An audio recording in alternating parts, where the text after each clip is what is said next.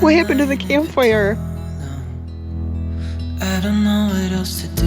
In our last video, we did our best to stay warm at Fort Custer Recreation Area. In this video, we head to Holland State Park, where we talk about some of the unexpected benefits of tiny camping. And we need to prep ourselves. But it doesn't really matter, nothing matters, so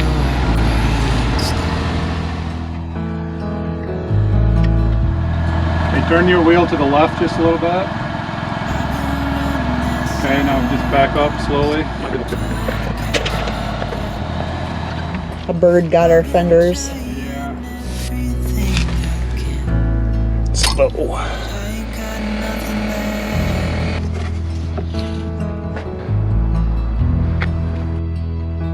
I've been staring at the ceiling. Stop pretty quickly at one intersection. Let's see what the inside looks like. Oh, there's a pillow. Not too bad. Yeah, it could be worse. Yeah, I expected worse. That's because we have some things propped there to keep it from being able to Slide forward. slide forward too much. Yeah. Not bad. Yep. Everything I ever worked for vanished in the blink of an eye. I think I'm gonna like it here. Yeah, for sure. This is really nice. Yeah. I didn't expect it to be this nice. No. The bathrooms we've already tested, and by far the best campground bathroom I've ever seen, the nicest. Yeah, and I know I told you this a few minutes ago, but we have officially made it through the gauntlet part of the camping season because we don't have to use vault toilets for the rest of the season. Yeah. That's big in my book. Yep. That's a good thing. That's a good thing. So Yeah. Smooth sailing. Let's not jinx us. Yeah, right. Look at this. Sorry, look at this little camper coming here. Oh, it's smaller than ours. Yeah. That's like an overlanding trailer. Oh, it is. Yep. Should we tell people where we're at? Sure. That we're at a place that we finally were able to get into. Maybe we were denied one time, either by our own mistake or somebody else's. Who knows? Probably ours. Yeah, most likely. So where are we? We're at Holland State Park. If you remember from a couple of videos ago, at least. I don't know how many right now, but yeah, we tried to come out here in the fall, a couple days before Thanksgiving, and it was all closed up. Yeah. So. The fact that we couldn't reserve a campsite should have been our first clue. Well, yeah. But we're learning. We get to have a fire tonight? Maybe. Or we bought wood for the next camper that You comes just say here. maybe or baby? Maybe. Come on. We could have one, yeah. Okay. I mean, we bought the wood, so. I like to ask you questions that I know the answer to. Well, that's why I like to surprise you. Get you to stop asking questions. Oh, okay.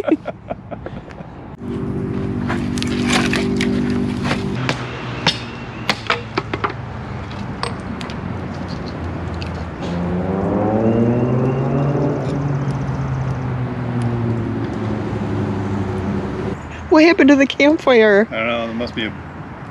Bad batch. Must be. What is one of the things that you like about tiny camping together? I love that it forces us to spend time together. Really? Okay. Which, you know, it probably sounds kind of funny because we're together at home all day long, pretty much 24/7 now that Dennis is working from home. Right. But a lot of the time we're in separate rooms. Sure. Or we have our own agenda. I'm trying to get certain tasks done and you're trying to get certain things done, and we're not actually together. Right. Yep. Or we're different rooms of the house. Right. Or if we are together, we're sitting in front of the TV. Binging. So I don't see a TV here. Nope, it's. I don't. I dare say our TV would not fit in that thing. Not the current TV. You would not get it in the door. No.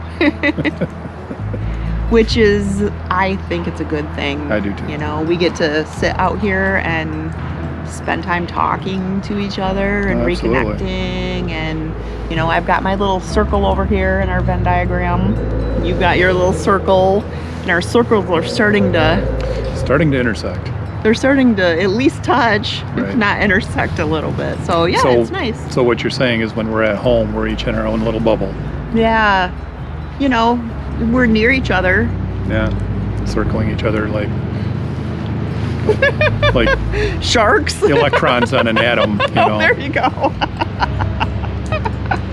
Yeah. So that's one of my favorite things. We have a fire pit at home, and we use it like once every 3 years. Well, I usually start a fire in there once a year to burn off the weeds. That's true. So, but anyway, yeah, that's a good point. I can appreciate that. Now that's a fire. Oh, that's a fire. You realize we're both going to stink like smoke when we go in tonight.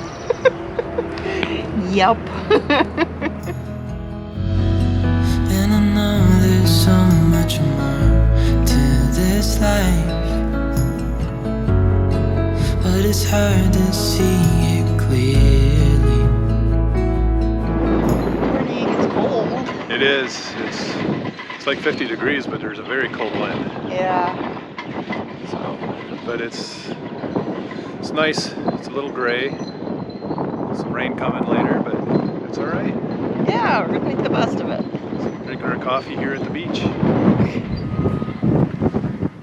There's a lot of prep work that goes into getting the beach ready here for the summer, and it kind of got me thinking that it's kind of the same way for tiny camping, and we need to prep ourselves for being able to live in a small space and to get along properly, and we're in our little bubbles at home and kind of doing separate things, but when we're in that tiny camper, those bubbles need to intersect, and we need to be able to get along.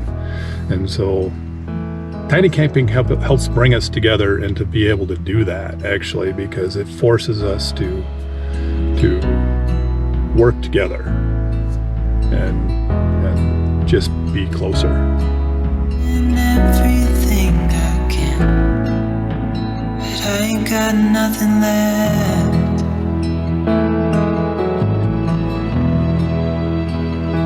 I've been staring at the ceiling. On rainy days like this, we like to go on day trips and just kind of drive up and down the lakeshore sometimes. And so since we're staying in Holland, that's what we're doing today. You know, we were at Tunnel Park earlier, and now we are at Oval Beach, which is south of Holland and near the little town of Saugatuck. Yeah, it's really nice. Michigan has all sorts of really neat coastline to explore. They've done a pretty good job. There are some areas where there's a lot of private property, but there's also lots of areas where it's public use. Yeah. So we like to get out and drive up and down and just see the beautiful lake. Shoreline, yeah, it's great. Continuing our conversation from earlier, we were talking about some of the unexpected benefits of tiny camping, and I wondered if you had any other thoughts about something you've seen as an unexpected benefit. I like the fact that it forces you to be more minimalistic, forces you to do without certain things, to see what little you can live on and what little you can spend, which is great. Yeah, tiny camping, it pushes you to do without certain things, and we've kind of had to, live our lives doing without certain things just because of circumstances and whatnot. But tiny camping, it's definitely pushes you, and you learn to live without a bathroom kind of. You know, obviously we find bathrooms, but Right. they're not always optimal, you know. And Right. So that's one way. Like the ones I lovingly call the dump toilets, which Yeah. are really vault toilets. Pit toilets. Yeah, pit toilets or vault toilets, yeah. Yeah. See it clearly. Yeah, I try my best, but nothing turns out right. That actually makes me think of another benefit of tiny camping that was unexpected. What's that? It lowers your expectations, but in a good way. Because when we first started talking about getting an RV and traveling, our expectations were really high. Oh yeah. We wanted the best Airstream, and we wanted it to be, Dennis wanted it to be 25 feet or less so that we could get into the national parks, but I really was leaning more towards 27 feet because they just look a lot more comfortable. Or more. Or more. Well, I didn't want it to be too big, but, you know, I felt like my expectations were pretty reasonable because I didn't want a 45-foot RV, right? I wanted something that was 30 feet or less. Sure. And But I mean, we had all these expectations, or that we thought, things that we thought were needs, like Right. like I don't think I could live in a crawl over bed, you know, Right. Or Yeah. or I don't think we could use a wet bath, or Right. you know, things like that. We had just real it has to have a usable kitchen with plenty of counter space. right. Yeah, you got to have as much counter space as we have at home, which we don't. I mean, obviously. That might be a little pushing it. But now we are camping in an extremely small space, and it doesn't have a bathroom, and it doesn't have a kitchen, and we're making it work. We're making it work. It's yeah. And someday when we get the dream RV, it is different. Our dreams have changed. Mhm. We're actually thinking now a Bambi Airstream would be ideal because it's still pretty tiny, but it is just enough bigger that would give us a little bit of elbow room, and it does have a bathroom of some kind. It does have a small kitchen. It has a bed that's separate from a table, and what else do you need? Right. And I honestly, that was not I'm sure I was the worst culprit with this, because I said there is no way I could have a camper without a bathroom, and it has to have a separate shower. And now I realize that's a want, not a need. Well, it's for sure been a growing experience for Yeah. both of us. We've Yeah. both grown from it, and I think we've learned from it, and it's tempered our expectations and our wants into knowing what we need and what we don't. Right, and something that we'll actually be able to achieve within a shorter time frame than if we had still wanted the super big rig. Right. Yep.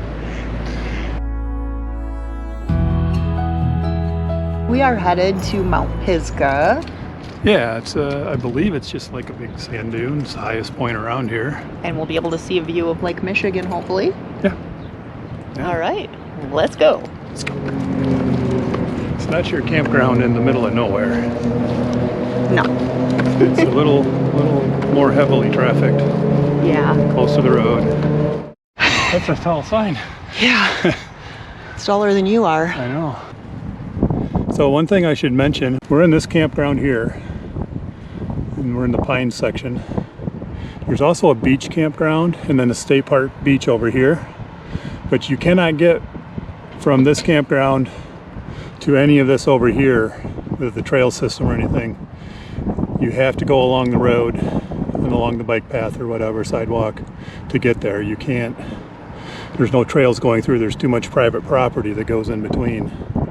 So if you're staying over here and want to get to here, you got to take the road or the sidewalk.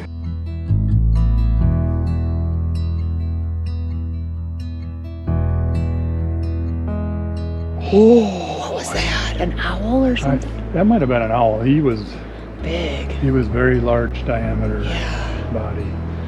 That was exciting.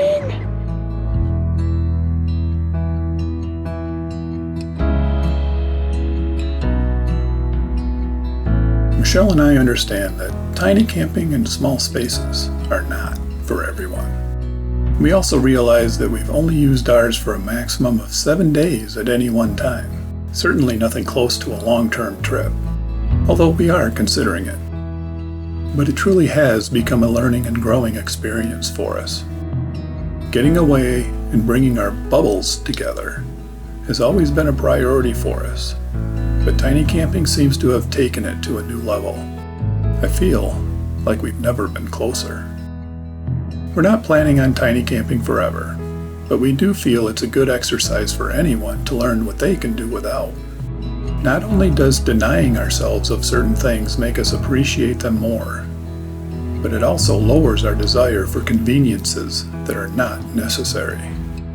Society has done a good job of trading necessity for convenience, but by doing so, it has created a dependence on the convenience rather than the necessity. We're not saying you should trade your fifth wheel for a tiny camper. Everyone's circumstances and necessities are different. It was circumstance that pushed us into a tiny camper rather than something larger. But what we are saying is that you might find some benefit in camping smaller rather than larger. The emphasis is on the Make sure you subscribe and hit that notification bell so you don't miss our next video as we check out some Holland tulips and discuss a few things about tiny camping that are harder than we expected them to be. Thanks for watching, and until next time, go out and live your best life, one adventure at a time.